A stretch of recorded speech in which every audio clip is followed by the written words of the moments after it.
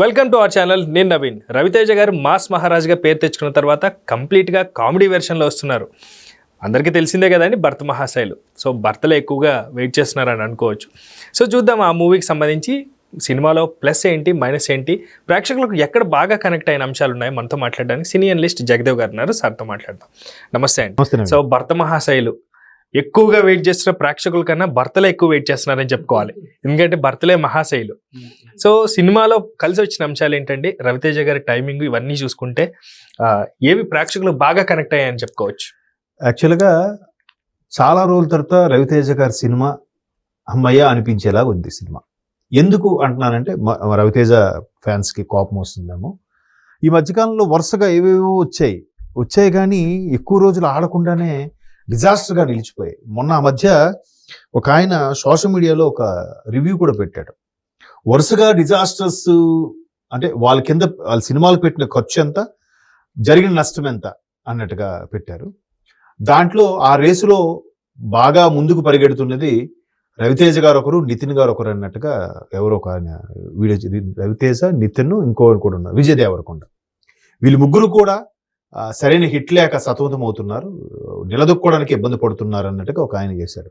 నితిన్ గారు అయితే ఆయన గడిచిన 4-5 సినిమాల మీద దగ్గర 90 కోట్లు ఎంతో లాస్ వచ్చింది. అలాగే రవితేజ గారికి 60-70 కోట్లు, విజయ్ దేవరకొండకి అయితే కొన్ని 40-50 కోట్లు, అంటే ఆ సినిమాలు పెట్టిన పెట్టుబడి వచ్చింది అంత అన్నట్టు డెప్ట్లో ఉన్నారు. సో డెప్ట్లో ఉన్నారు. ఇప్పుడు ఇది భర్త మహాశైలకు విజ్ఞప్తి అనేది ఏంటంటే, ఫస్ట్ థింగ్ డైరెక్టర్ గురించి మనం మాట్లాడుకోవాలి. కిషోర్ తిరుమల మనకి నేను శైలజ అంటే అంతకుముందు చాలా వాటికి స్క్రీన్ ప్లే డైలాగ్స్ రాసిన సందర్భాలు ఉన్నాయి. బట్ నేను శైలజ సినిమాతోని కిషోర్ తిరుమల అంటే రీసెంట్గా మనకి మిరాయిలో కూడా ఆయన నటించి మెప్పించారు. మిరాయిలో సిఐ క్యారెక్టర్ ఒక అమాయకమైన నిజంగా నేను ఆయన ముందు చూసి తమిళనేమో అనుకున్నాను, ఆయన కిషోర్ తిరుమల అనుకోలే ముందు. సో తర్వాత ఎప్పుడైతే రామ్తో నేను శైలజ సినిమా చేశారో ఒక సున్నితమైన అంశం, అంటే తండ్రికి కూతురికి ఉన్న సున్నితమైన అంశాన్ని ర్యాపో తగ్గడం వల్ల ఎలాంటి పరిస్థితులు ఏర్పడ్డాయి అనే దాని మీద ఫస్ట్ టైం రామ్ లాంటి మాస్ ఎనర్జెటిక్ కంటెంట్ ఉన్న హీరోకి ఒక డిఫరెంట్ వేలో ప్రేమ్ చేశారు కిషోర్. తర్వాత ఉన్నది ఒకటే జిందగీ కూడా బాగుంటుంది, friendship and love sentiment. So ఇప్పుడు మళ్ళీ 22 తర్వాత మళ్ళీ ఇదే అనుకుంటా ఆయన తీయడం. కరోనా తర్వాత ఇప్పుడు ఒక సినిమా రిలీజ్ అయింది ఏదో, తర్వాత మళ్ళీ ఇదే. సో ఇది రవితేజ గారు కూడా దాని మీద చాలా శ్రద్ధ తీసుకున్నారంట, వరుసపెట్టి సినిమాలు చేసేయడం కాకుండా. దీని మీద రీసెంట్గా సోషల్ మీడియా మీద వచ్చిన టాపిక్ కూడా ఏంటంటే, రవితేజ గారి సినిమాకి రెమ్యునరేషన్ తీసుకోకుండా సినిమా హిట్ అయితే తీసుకుంటా అని చెప్పి మరి చేశారంట, ఫ్రీగానే చేశారన్నట్టు టాక్ ఉంది. మొత్తం కిషోర్ తిరుమల నరేషన్ మాత్రం చాలా బాగుంది, నీట్గా ఉంది. ఇంకా కామెడీ జోక్స్ అంటారా, టైమింగ్ పేరు కదండి రవితేజ పెట్టింది పేరు. కానీ కొన్ని సీన్స్ మనం చాలా సినిమాల్లో చూసి ఎక్స్పెక్ట్ చేసింది. అంటే గతంలో మీకు ఎలా చెప్పాలి, ఇంట్లో ఇల్లాలు వంటింట్లో ప్రియురాలు, లేక అల్లరి మొగుడులో మోహన్ బాబు గారు పాత సినిమా ఒకటి ఉంటుంది, అట్లా ఇలాంటి కంటెంట్ తోనే ఉన్నదే అది. కాకపోతే భర్త మహాశైలకు విజ్ఞప్తి ఒక చిన్న సందేశం కూడా ఉంది.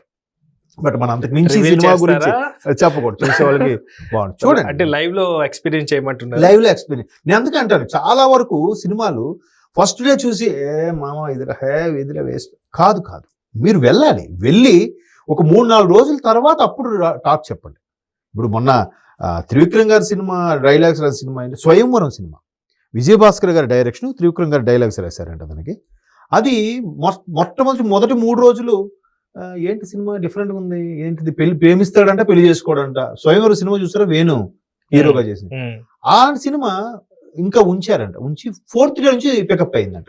అది వేణు గారు స్లో పాయిజన్ లాగా సూపర్ హిట్ అయిపోయాడు. ఈవెన్ పవన్ కళ్యాణ్ గారు తొలి ప్రేమ కూడా నేను చదువుకున్న రోజుల్లో అసలు ముందు 10 days 1 week కూడా పెద్దగా టాక్ లేదు, తర్వాత బీభత్సమైన బ్లాక్ బాస్టర్ అయిపోయింది తొలి ప్రేమ. అందుకు వెయిట్ చేయాలి. ఫస్ట్ రోజు చూసి టాక్ చూసేసి అదేదో పైరసీలు వచ్చేసి అదేదో ఐబొమ్మ ఆ రవి గారి ఛానల్ ఏవో చూసేసి ఆ సినిమా అంటే అది కాదు. అది కొన్నిసార్లు అర్థమయ్యే టైం పడుతుంది, కొన్నిసార్లు ఎక్కడానికి టైం పడుతుంది. ఇప్పుడు గట్టిగా మాట్లాడితే ఓల్డ్ వైన్ న్యూ బాటిల్ అండి. వైన్ అదే, బాటిల్ వేరు. అంటే పాత్రలు వేరు, సన్నివేశాలు వేరు, పిక్చరైజేషన్ వేరు, టేకింగ్ వేరు. ఆ టేకింగ్ అనేది అక్కడ రవితేజ బాడీ లాంగ్వేజ్ తగ్గట్టుగా ఆయన రవితేజ గారు దాన్ని అడాప్ట్ చేసుకున్నారు. కిషోర్ తిరుమల నరేషన్కి ట్యూన్ అయ్యారు. కాబట్టి ఎంతసేపు మాసు ఇది కాకుండా ఈ కామెడీ పండించడంలో కామెడీ టైం ఇప్పుడు కొత్త రవితేజ గారి angle ఆ? ఇప్పుడు రవితేజ గారి కృష్ణ చూడండి నుంచి ఎలా ఉంటుంది ట్రాక్, సెకండ్ హాఫ్ అంతా బీభత్సమైన బ్రహ్మానందం కామెడీ ఏదైతే ఉంటుందో అలాగే తర్వాత ఆ టెంపో ఆయన కొన్ని సినిమాల వరకు ఫాలో అయ్యాడు. ఆయన చాలా సినిమాల వరకు, మొన్న ఏంటది శృతిహాసను బ్రహ్మానందం ఉంటారు, ఏంటది బలుపు, అది కూడా ఆ విధంగానే ట్రాక్ కదా, అది హిట్ అయింది సినిమా.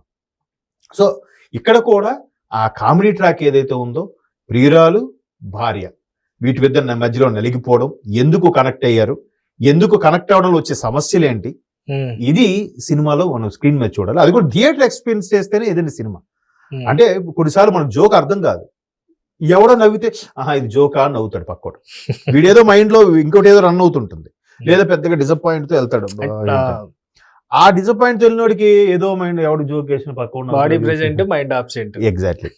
దానివల్ల సినిమా ఆడు బయటకు వచ్చి ఏమో బాస్ పడుకున్నాను ఫుల్ గా అంటాడు, ఏమో బాస్ తలనొప్పి అంటాడు. అంటే మీకు సినిమా చూసిన తర్వాత నువ్వు వెళ్ళే మూడ్ని బట్టి ఏదో చూసి చూడని సినిమా అన్నట్టు మాట్లాడేది కూడా ఎఫెక్ట్ అవుతుంది కదా. ఎగ్జాక్ట్లీ 100 మంది చూస్తారు కదా. ఎగ్జాక్ట్లీ కదండి, 100 మంది చూస్తారు. ఇవాళ సోషల్ మీడియాని బేస్ చేసి అవును రేటింగ్ అది ఉందంట ఇది ఉందంట, ఇది కాదు కదా. ఇప్పుడు ఏంటి, ఇప్పుడు ఈ సినిమా వల్ల మన శంకర్ వరప్రసాద్కి ఏమైనా దెబ్బపడుతుందా, చిరంజీవి గారి సినిమాకి ఇది ఎఫెక్ట్, కొంతమంది అభిమానులు చిరంజీవి గారి సినిమా ఎక్కడ డౌన్ అయిపోద్ది అని చెప్పి ఇది బాగుందా బాగాలేదని ఆల్రెడీ స్టార్ట్ అయిపోయింది కదా. స్టార్ట్ అయింది. అది కరెక్ట్ కాదు. అది చాలా ఇప్పుడు హరికృష్ణ గారు అబ్బాయిలు, ఇద్దరు అబ్బాయిలు, ఎవరు కళ్యాణ్ రామ్ గారు, జూనియర్ ఎన్టీఆర్, ఇద్దరు ఒక 3 నెలలు 6 నెలల గ్యాప్ లో ఒక సినిమా రిలీజ్ చేశారు. ఒకటి టెంపరు, 2 పటాసు. 2 అమ్మాయిలు అన్యాయం అయిపోయిన నిర్భయ లాంటి కేసుకు సంబంధించిన స్టోరీలే. పటాస్ అసలు అనిల్ రావుపూడి కామెడీ ఒక పీక్స్ అనమాట, డిఫరెంట్ గా ఉంటుంది. టెంపర్ ఒక టెంపర్ లో వీడే పెద్ద యాంటీ ముందు, అఫ్కోర్స్ పటాస్ లో కూడా టెంపర్ గా ఉంటుంది. వీడు ముందు యాంటీ రోలు, ఒక పెద్ద లంచగొండి వీడు, హీరో ఎలివేషన్, తర్వాత విలన్తో ఫ్రెండ్షిప్, లాస్ట్ 20 minutes ఉంటుంది చూసారా, పూరి జగన్నాథ్ ఇలా మార్చేశాడు స్క్రీన్ ప్లే. అరే అదే అంటారు చాలా మంది, పూరి జగన్నాథ్ గారు సింగిల్ సీన్ తో నెక్స్ట్ స్టోరీ అంతా మార్చేసి చెప్పగలుగుతాడు, ఇంకే దర్శకులు అలా చెప్పలేరని సుకుమారు, రాజమౌళి లాంటి గొప్ప దర్శకులే చెప్పారు పూరి జగన్నాథ్ గారి గురించి. సో అంటే సందర్భం చెప్తున్నా, ఆ నరేషన్, ఆ టేకింగ్ అది కొంతమందికి వస్తుంది.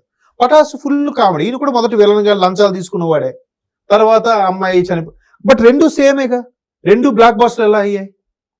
టేకింగ్ ఎవరి వెర్షన్ యాక్షన్ వాళ్ళది, ఎవరి స్టైల్ ఆఫ్ యాక్షన్ వాళ్ళది, ఎవరి స్టోరీ నరేషన్ వాళ్ళది. సో ఇక్కడ కూడా గతంలో ఇంట్లో ఇల్లాలు వంటింట్లో ప్రియురాలు లాంటివి చాలా వచ్చినా కూడా రవితేజ టైమింగ్, అక్కడ కిషోర్ తిరుమల నరేషన్ అది ఓకే. బట్ చిరంజీవి గారు అంటారు, చిరంజీవి గారు రేంజ్ చిరంజీవి గారిదే, మాస్ మహారాజా రేంజ్ మాస్ మహారాజ్దే, అలాగే దానికి పోలిక పెట్టలేము. బట్ ఏదైనా థియేటర్ ఎక్స్పీరియన్స్ చేస్తే ఆ సినిమా వచ్చే కిక్ వేరు. సినిమా చూడాలరా ఒకసారి, అక్కడ కూడా రవితేజ గారి సినిమా వస్తుంది కిక్ కిక్ అంతే. Right. Thank you sir, thank you so much.